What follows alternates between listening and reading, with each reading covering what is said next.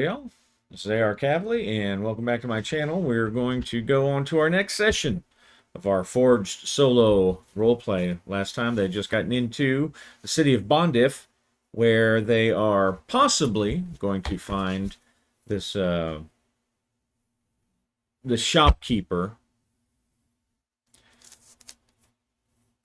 and I'm going to go there. Let's see. All right, so we are. Let's see, that's actually day, let's see, day 2 they traveled. Day 3 is in the city. What is the weather like? May not come into play, but you never know. And it's still the dry season. 8. All right, so it's hot and there's a wind, hot and windy. So at least there's a little relief.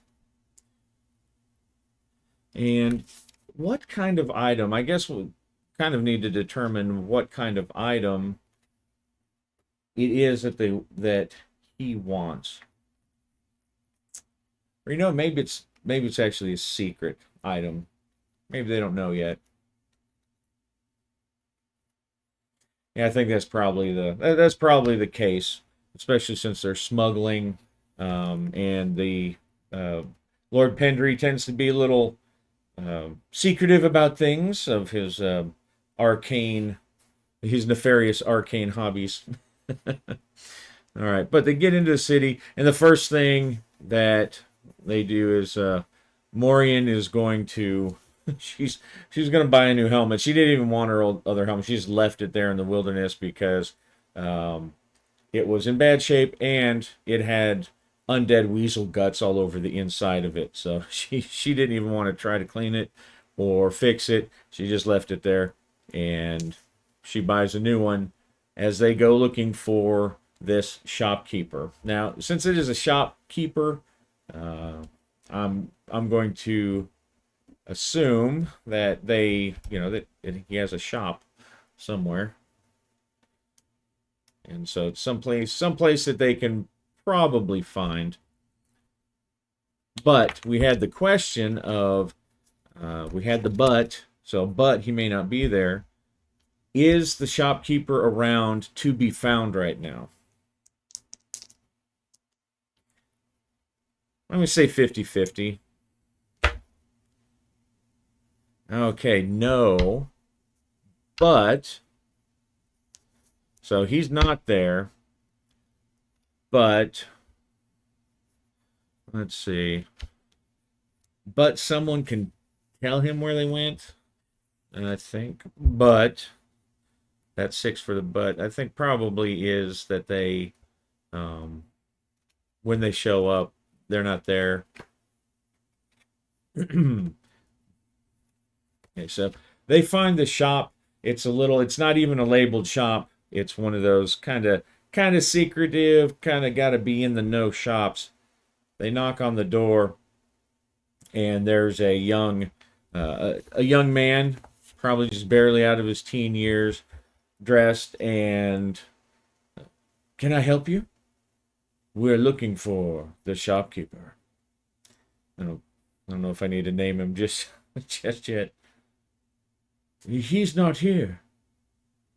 Well, we're here to pick up something for a important customer. Let's see. He probably knows. Yeah, so he knows who.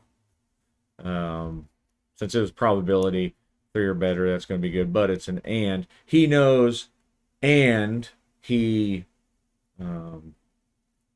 either recognizes them or he was told to expect them. That's probably what. Yeah. Oh, yes. Come in. But the master's not here. Well, is the package? Well, of course the package isn't there because they need to go fetch. They need to go fetch quest it. No, he has it with him. Well, why isn't he here to meet us? Why isn't he there to meet him? Is it something nefarious?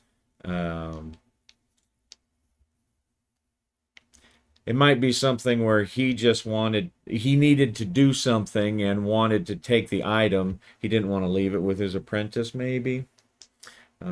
Is it something nefarious? Did he get captured? Is he in trouble? He went to go gather herbs 2 days ago and hasn't come back. Um, I'll say it's unlikely, so 5 or 6. Okay, no. So that's not what it is, but um,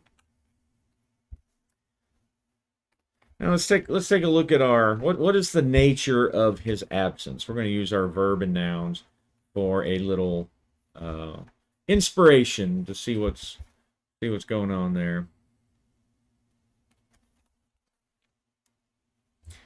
So verb is the second table, 6-4. Open, second table, 2-6. Open illusion. Open illusion. So did he fall for an illusion?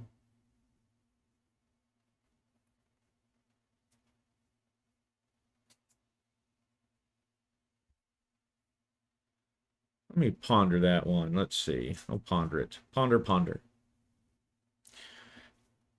All right, so someone, don't know who yet, but someone tried to trick this shopkeeper into getting whatever Pembry is trying to get. So it might be one of those things where maybe this authority, this witch hunter or whoever it is, this inquisitor that's after him, somehow got wind of this smuggling. I don't know how, but this is a world of magical scrying, so who knows? And so he tricked the shopkeeper. Well, he told me he was going to go meet you. That was yesterday, and he hasn't been back since. Well, we just got in last night, or we just got in today. Do you know where he went? He said he was going. Does he know where he went? He probably might. Oh, no. And no, he didn't say. But he gave me, or he got this this note. And so they read the note, and there is a it looks just like, they don't really know Sir Pendry's writing, but the barbarian, Morgana, she knows, says, well, that does look like Lord Pendry's writing. And it says, come meet at, I want to pick up the package secretly, come meet at, and let's see, where would that be? I tell you what, we're just gonna roll a location up in the city.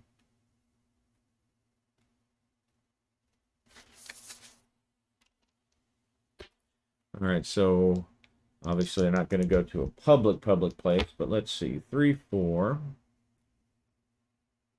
Market Square. That wouldn't really be a good public space. Let's go to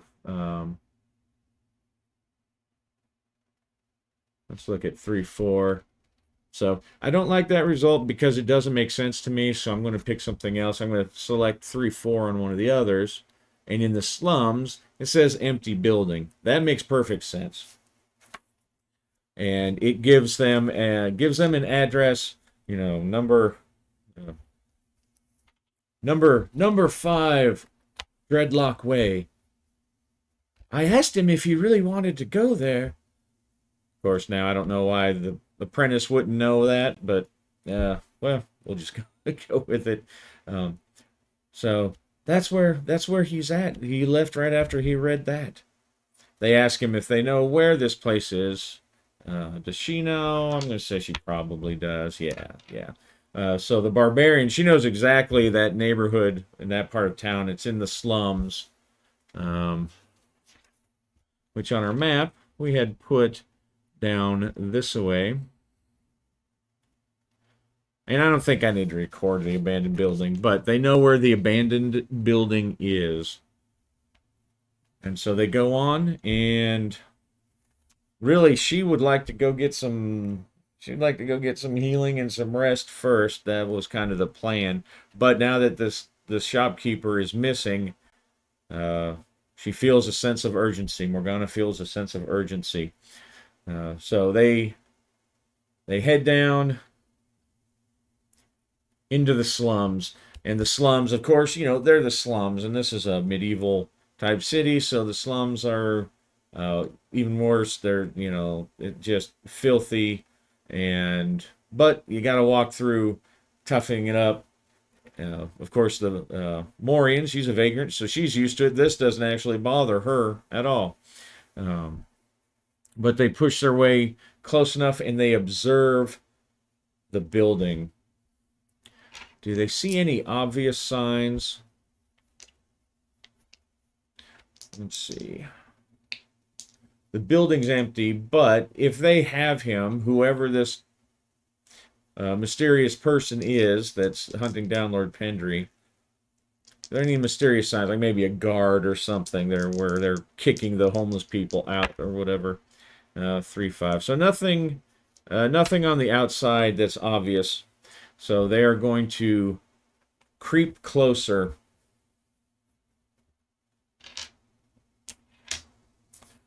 And as they do, they don't see anything right away on the, we'll say it's like a two-story, it's the bigger building. Yeah, we'll say it's a two-story building. It's abandoned because pretty much it got destroyed in a storm years ago or something, and there's enough where homeless people could huddle up under a corner where the roof was not completely destroyed, but it's a wreck, and it looks like maybe there had been some people living in there because there's some piles of refuse, some old fires, campfire type things that look recently abandoned. And I'm picturing that whoever this is basically cleared out all the homeless folk because they have him captured, this merchant, or the shopkeeper. And I think I'm going to come up with a name for him. Now, given that he is since he's smuggling something to a half gnome, a secret half gnome, but a half gnome nonetheless, is he something besides human? I'm saying not likely. No. So he's human. He's probably just some, fence of not so wholesome items. All right, so 262 Ircia. Okay, well maybe it's a she.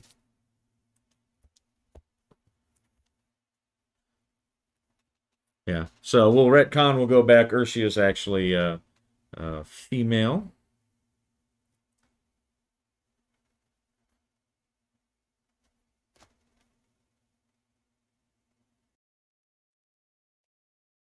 All right.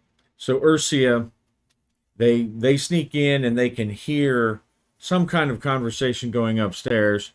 I didn't have a good plastic mini, so I used one of my fancy ones that I painted for our shopkeeper lady. And they peer up. Of course, they go up and everything is loud and creaky and whatnot, but they still try to get as close as they can without being heard. Let's see. He's got plate, and it's very loud.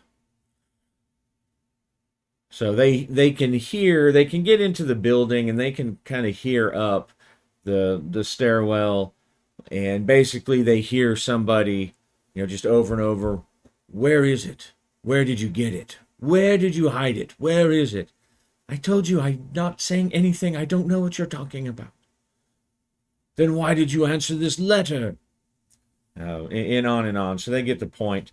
They can also hear that there's some other folks up there who might be uh, talking or whatnot. Maybe they can hear the sound of dice rolling every now and then. So to see if they can actually get any closer, I'm going to say it's a stealth, but it's going to be with disadvantage, definitely. Okay, so double sevens, close to winning that, but uh, they don't even get part of the way up the steps when that one of the gruffer voice, not the one that they've heard talking, um, says, "There's someone on the steps. There's someone down there. I just heard him." And so they hear scuffing and the sound of barrels or whatever the people are sitting on, old broken furniture, moving out of the way. And someone says, "It's probably just the Lord coming back. Be quiet." Now, of course, they don't want to be caught dicing when the Lord probably comes back anyway. But the barbarian, Morgana Heartpiercer, looks and she takes that as her cue to run up the steps. And of course, they follow. And as they are looking in shock at these people who've run up the steps, uh, they see that three ruffian-looking type folks, and uh, one who's dressed a little bit better and equipped a little bit better, and he's obviously the one who's been talking to her. And he says, "This is none of your concern, friends. Go back down those steps and out into the street." And Lucas, not wanting to be, overshadowed by the NPC all the time, says, "We are here for Ursia. We have urgent business. I suggest you let her go before we make you our business too." Let's see. So he's trying to threaten. I'm going to say that's probably not. That's not going to work. But they are kind of intimidating, and they were caught off guard. Yeah, disadvantage. Nope. So they're there with a mission. They don't know they're there with a mission yet. They just, as far as they know, they're just some other rival gang or something trying to rob the lady. "You have 3 seconds to get back down the steps before we kill you." And these guys up over here, they're making ready. They're bucking up. They're pumping themselves up for action. They're giving them hand signals and threatening them with their weapons. And that's just not going to happen. So who goes first? Well, we'll just decide. We'll just roll a normal initiative. So I make these guys stat blocks here real quick.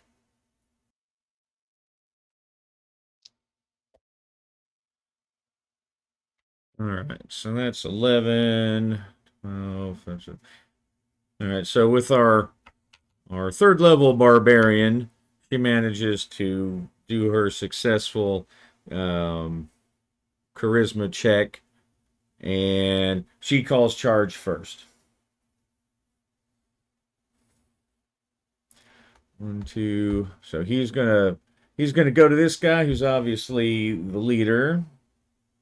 1, 2, 3, 4, 5. She's gonna go right. Let's see. And she's gonna go after these guys. 1, 2, 3, 4, 5.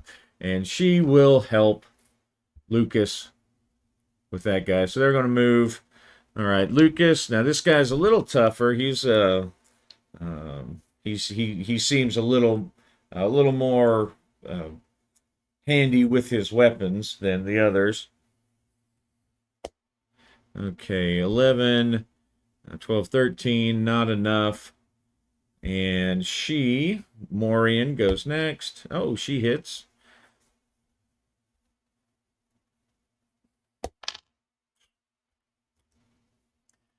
One damage dice. They just don't like me. When I'm GM, they're great. All right. So she manages to get a little slash across his arm, but not much else. So the barbarian, she goes after a thug. 19. That's a hit.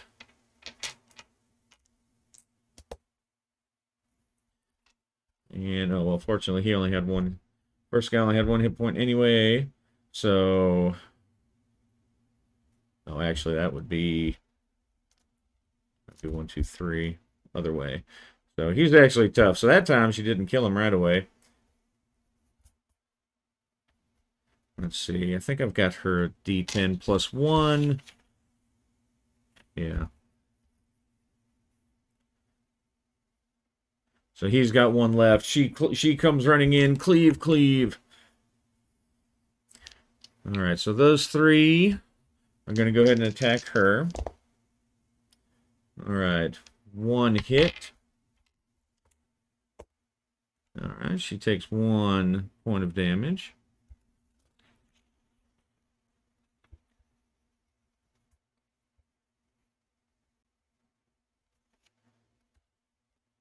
And then he is probably... Who's he probably going to hit?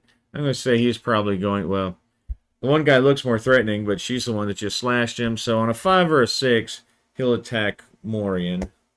Okay, so he's going to attack Lucas. 13, 14, 15. He does not hit. All right, next round. Lucas. Miss. Yep. Morian. Oh, Morian hits. Let's see if she can... Okay, so she does 3 that time. So she's actually getting used to... She's getting the hang of her rapier. And even though she can't really do a... You know, she doesn't really have the physicality to do a massive thrust through somebody. Not that you really need a lot of physicality to do that, but you know what I mean. She's starting to learn how to whittle her foes away. And Morgana. All right, let's see. Yeah, she's gonna take a second swack at that guy, and he's only got 1 hit point left. All right, so now let's do morale. Now, those guys are kind of trapped, but we'll see. Okay, 8. Oh, I guess I should generate their morale first. I'm going to have a little bit higher morale because they're actually not just thugs. Let's see, a bandit is going to be morale 8 anyway, so, all right. Okay. So, no one runs as the first thug falls beneath the axe. All right, 2 attacks against Morgana. Oh, crud. Okay. All right, well, her brand new replaced helmet now gets crumpled. Again. Those helmets are pretty handy. I guess that's why so many people use them. All right. Crumple, so her helmet is crumpled and her armor again goes down to 13. Kadong! As he swings across and catches her right above her eyes on her helmet and carrying it, rips it away. She staggers as her helmet goes clanking across the rotted wood floor. All right, now this guy, who's he going to attack? Okay, he's still going to go after, even though it's the slight waifish girl who keeps stabbing him, he's still going to go after the more physically threatening Lucas. Oof. All right, so Lucas is going to get hit. Let's see, he's got 5 hit points. Let's see. Oh, I didn't note what kind. Let's see, this guy got a D6 or D8? Okay, so he's actually going to do D8 damage. Being a little bit tougher of a guy.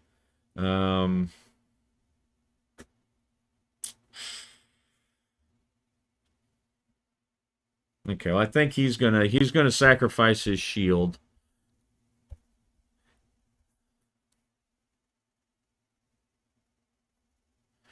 So the man swings his sword around, and Lucas barely brings his shield up, and it shatters under the weight of the blow, but saving him from. And just because I like to know what ifs, let's see, what kind of damage would you have likely got? Oh, so, and of course, who knows if it would have actually rolled an 8, but in my mind, that he would have gotten an 8, and he would have been out for the count.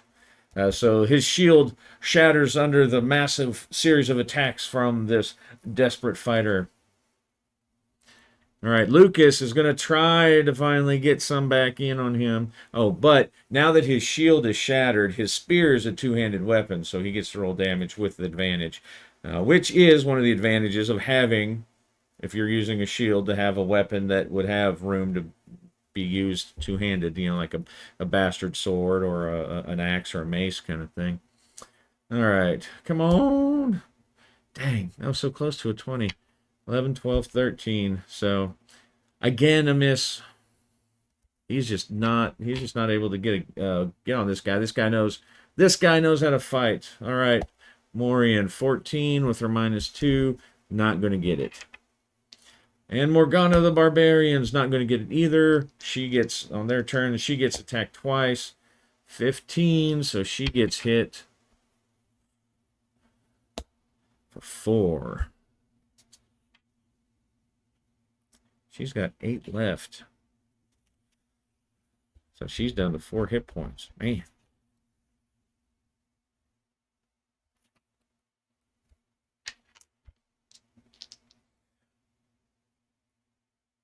And let's see. Okay, he's still going after Lucas. Oh, and he missed. All right, Lucas with his now two-handed spears, trying to defend and parry and find a good place to thrust. All right. So he gets a good thrust in there. Advantage 7. All right. So 7 and 8, that's enough. That brings him down to -3. He has a helmet but no shield. Otherwise, he would use his shield. He's enough of a villainous type person. I would probably let him use his shield or his helmet. The thugs, no, they don't get that. So he drives forward and he plunges that spear into this lieutenant's side. And he falls.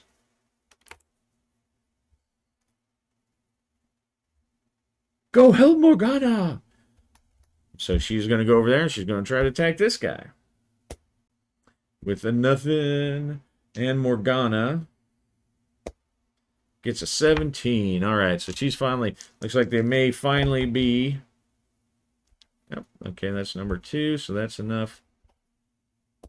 She clatters, she drives her axe into his gut and then kicks him away where he falls, his entrails spilling behind him.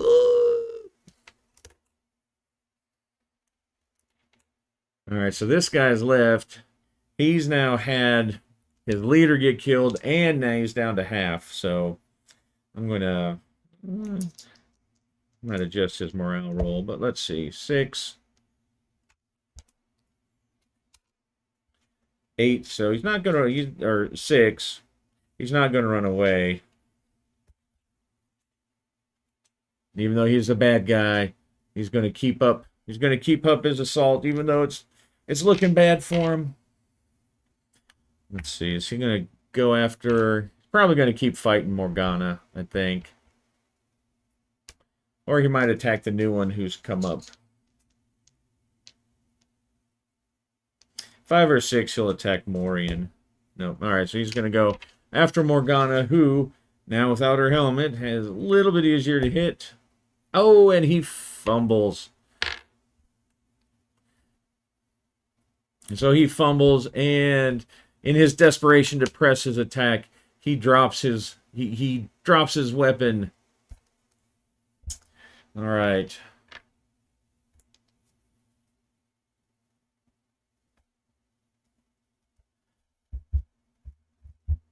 That might be a good time to maybe try to capture someone to figure out what's going on. Um, but nah, we're just gonna drive it home because he didn't surrender. So Miss Morgana actually misses two, and let's see about Morian. 15. That's enough. Oh, okay. He only had one hit point anyway. So Morian, I know that's not the first person she's killed, but that's the first person that she may have killed all on her own. So he drops his weapon as he desperately looks around, blocking and piercing, or blocking and trying to step away. It's too late. Morian drives her rapier into his chest. He gasps, still, uh, he gasps, falls to the ground, and expires while he's still trying to reach out for his dropped axe.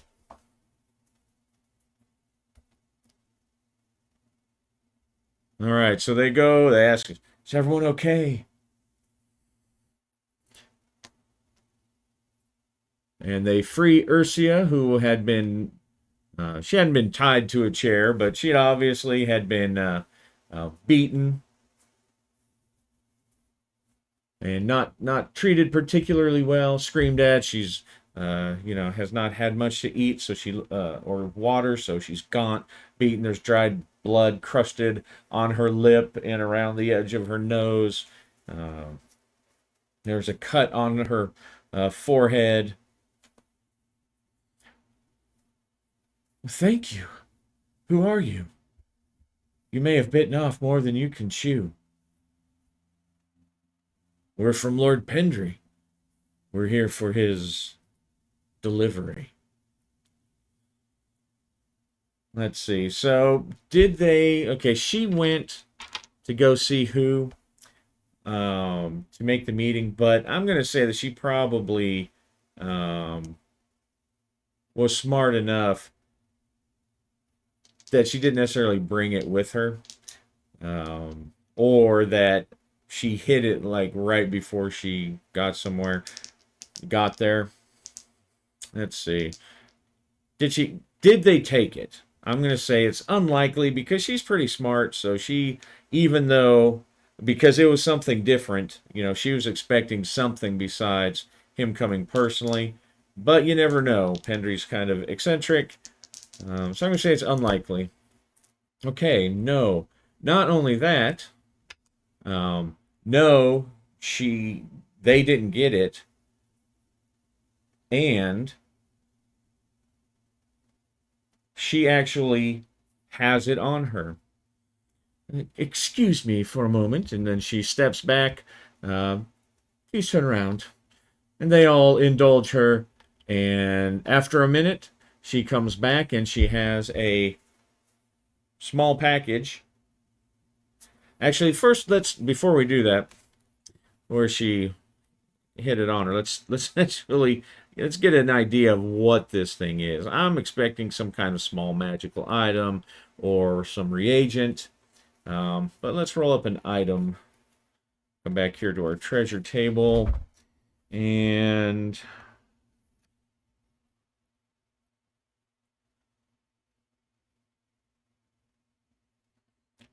okay.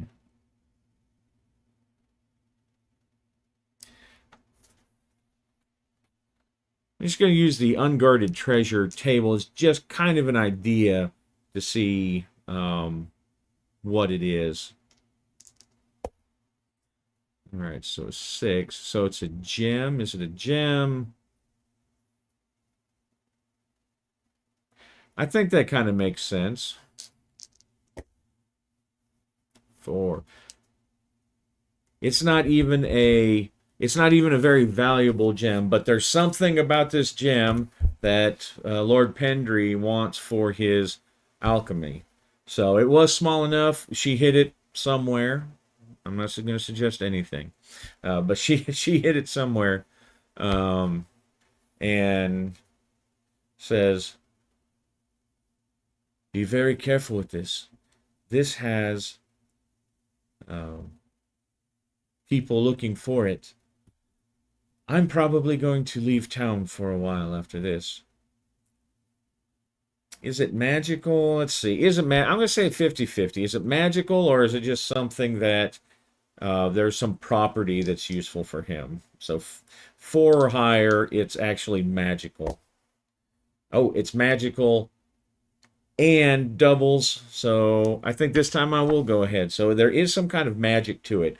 Even though the gem itself is of a more common type, there is some kind of magic to it.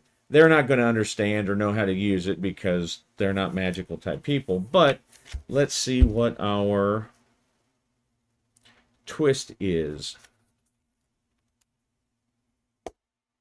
6. Okay, so it's a twist about the current situation, and it's a positive spin. Okay, well, so that's good. So that sounds good. So it's magical. What's going to be our hint about what it does? So 4. So 6-1, neglect, 2-5. Neglect balance.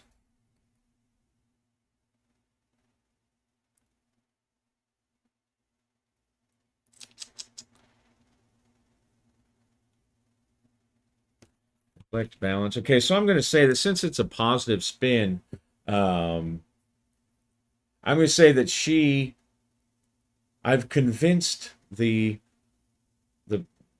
these obviously are not just thugs, they are hired by somebody, someone with power. Does she know? Not likely.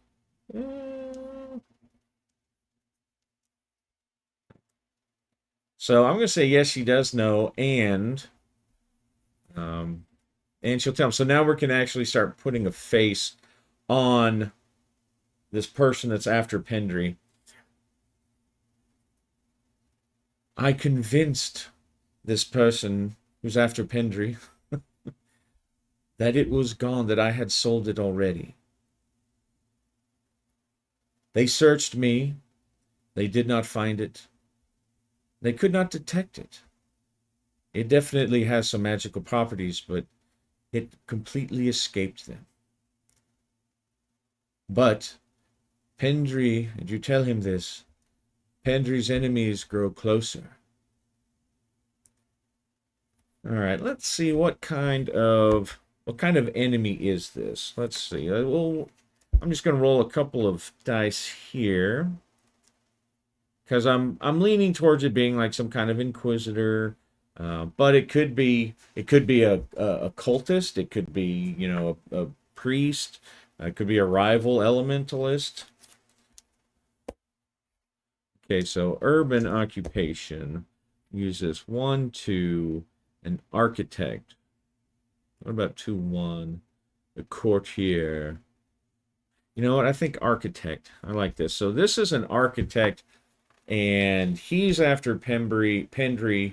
Don't know why he's really after Pendry. Not yet. Maybe as an architect, maybe he wants Pendry. He's after Pendry's secrets, and he suspects that Pendry is an elementalist, and that he can help. He can use his elementalism to make these very powerful and wealthy, or like palaces and fortresses and stuff that this architect could use. Now, this architect, he's obviously, I don't need to roll that, but he has influence. He has some kind of power and wealth. Otherwise, he wouldn't necessarily be able to involve everything that he's doing. And he's trying to use the law. That's where the law will come in from that roll way back when. He's trying to use the law to bend Pendry to his will, to blackmail him, basically. That's what's going on. And this architect is trying to build a case to prove that Pendry is doing these illegal things, get the case against him, and then he's going to blackmail him. I can just make it all go away, Lord Pendry, if you simply help me build my perfect fortress over here, right? So that's the deal. I'm going to go ahead and jot that down. Oh, and his name. I'll come up with a name. Or her name, I guess could be her too. All right. I'm going to jot all that down real quick in the journal, and you don't have to listen to me ramble, so I'll be right back. All right. So the architect's name is Emmeline, and I think he's probably also going to be he's going to be some kind of magic user. Maybe he himself is an elementalist, and that's how he has become so famous. But there's something that Lord Pendry knows that he doesn't, and that's what he's trying to get. Um, and Ursia, after handing back and then taking the money that Pendry gave them to pay her, she says, "Would you mind terribly taking me back to my shop? Um, I'm a little shaken still. And then from there, I'll be leaving for a while. You can tell your Lord Pendry not to expect me back for a good time. But we should get out of here before Emlyn returns. He's not someone to be trifled with." All right, so they take her back, and um, true to her word, she starts immediately packing up. She takes her apprentice with her, and they do a quick job. And um, by before nightfall, she has moved somewhere else in the city and is going to move out, going to travel far away the next day.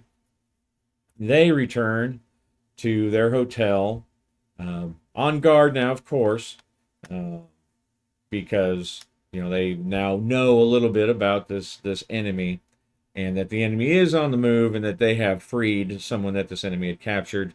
Um, let's see. He's going to get his shield back. He's probably just gonna take one of the shields that the thugs had that made up part of their armor class, because he's not super picky, and they're good enough. Shield's a shield, and they break a lot, so he doesn't have to buy a new one. As for her, well, let's see. Does her helmet? Does his helmet fit her head? I'm gonna say it's unlikely sometimes, because that stuff, it's kind of form fitted. But okay, so she gets her helmet back. Also, all